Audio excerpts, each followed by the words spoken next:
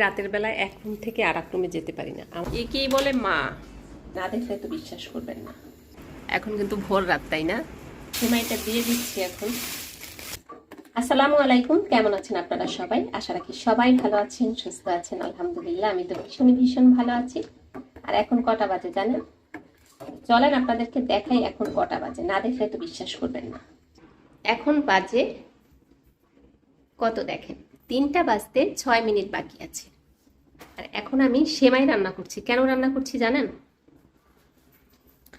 দেখেন অবস্থা, বাসায় কেউ নেই, বাহিরে দেখেন অন্ধকার। এখন কিন্তু ভোর রাত, তাই না? সেমাইয়ের এই যে দুধ দিব, তো সেটা হচ্ছে জাল করা কিন্তু হয়ে গেছে। এখন সেমাইটা দিয়ে দেবো, লাচ্ছা সেমাই রান্না করব। আর সাথে এখন হচ্ছে পরোটা ভাজিব। সেমাইটা দিয়ে দিচ্ছি এখন।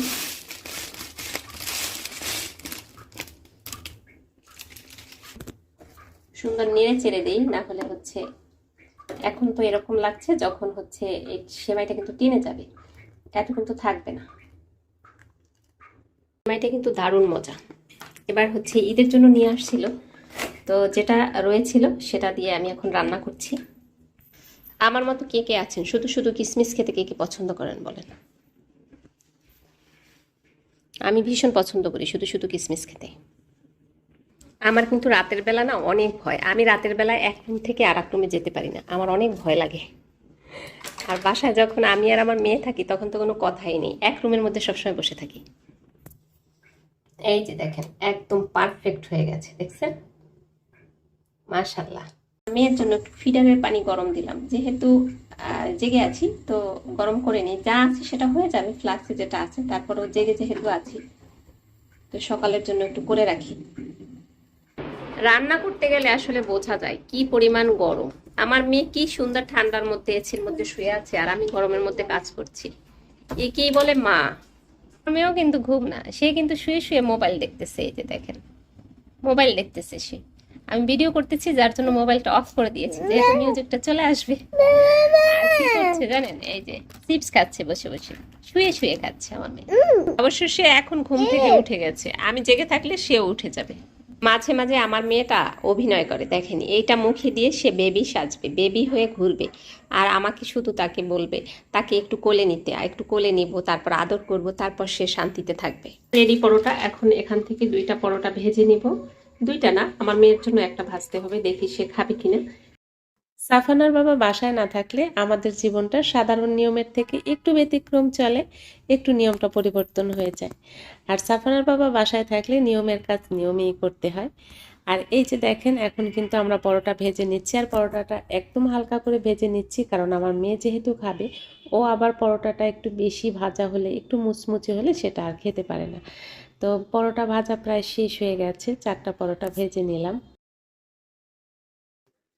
এই যে পরোটা নিয়ে এসেছি, এখন আমি আর আমার মেয়ে খেয়ে নেব। তো আমি সব সময় হয় কি, পরোটার সাথে একটু সবজি খেতে পছন্দ করি।